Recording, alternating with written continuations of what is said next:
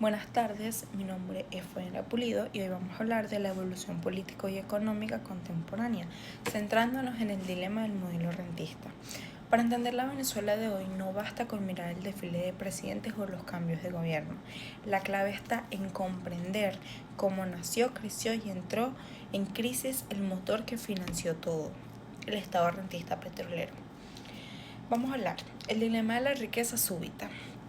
Para ponerle nombre y apellido a lo que nos pasó, la economía internacional utilizó dos conceptos que parecen redactados pensando en nuestra propia historia.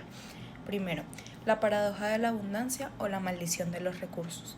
Suena contradictorio, pero en los países que de la noche a la mañana se descubren ricos en recursos no renovables como el petróleo, suelen crecer menos y desarrollarse peor que los que no tienen nada en el subsuelo. La riqueza fácil adormece el esfuerzo. Por eso suceden estas cosas. 2. La enfermedad holandesa. Cuando entra una moneda de dólares para exportar crudo, la moneda local se aprecia de forma ficticia. ¿Cuál es el resultado? Es baratísimo importar todo y carísimo producir algo en casa. Así destruimos el campo y las fábricas locales, convirtiéndonos en un país que solo produce y exporta una sola cosa. Primero, la era del petróleo y la gran ilusión. En 1976, bajo el primer gobierno de Carlos Andrés Pérez, nacionalizamos el petróleo y fundamos PDVSA. En ese momento se vivió como el día de nuestra verdadera independencia. Sin embargo, a largo plazo, esa inyección gigante de dinero creó el mito de la Venezuela saudita, un estado gigante y la falsa ilusión de que la riqueza era infinita. Al amarrar nuestro destino a un solo producto, nos volvimos sumamente vulnerables a los caprichos del mercado internacional. Sin darnos cuenta, nos contagiamos de la enfermedad holandesa y dejamos marchitar la agricultura y la industria nacional. 2. El viraje político de fin de siglo.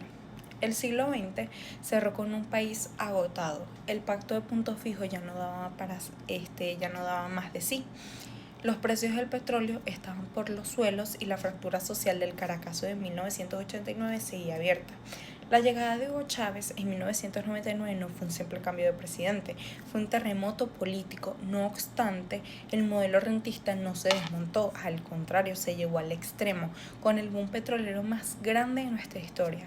La renta ya no se usó para industrializar el país o ahorrar, sino para financiar un gasto social directo que legitimaba el proyecto político. Cambió el discurso, pero la dependencia del petróleo se profundizó como nunca. 3. Marco legal de los recursos. Si queremos ver cómo el Estado se adueñó de las riendas del juego económico, hay que revisar dos momentos clave.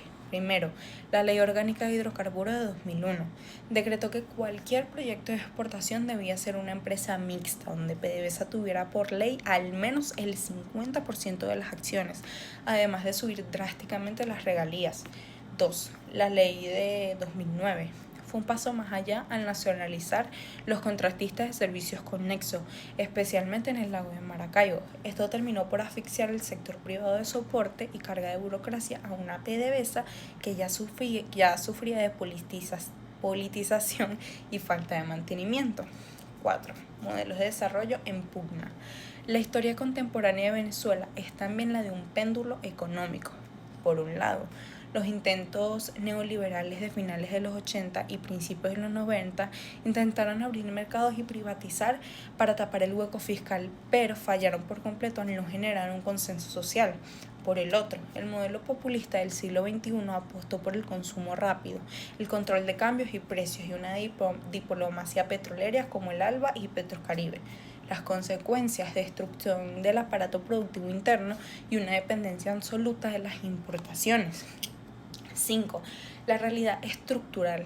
La realidad es que el modelo rentista venezolano no solo entró en crisis, se agotó por completo. Cuando los precios del petróleo se desplomaron en 2014, se agotó la magia, sin fondos de ahorro, con una PDVSA asfixiada en deudas y con una producción que caía en picada.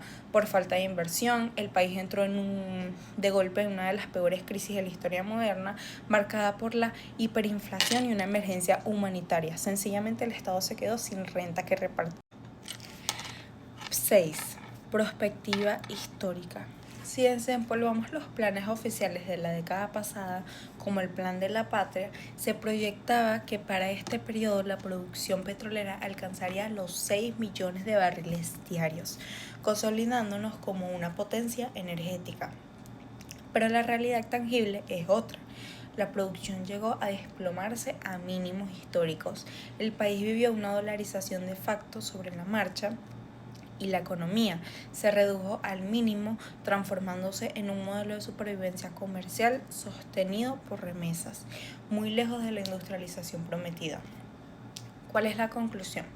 Para cerrar, la gran lección que nos deja nuestra historia económica es muy clara. La verdadera riqueza de un país no se mide por lo que se extrae de su subsuelo, sino por la solidez de sus instituciones, el respeto al esfuerzo privado y la capacidad de diversificar lo que produce. Al final, el fin del rentismo de Venezuela no fue una decisión política de nadie, fue simplemente un choque inevitable con la realidad. Gracias.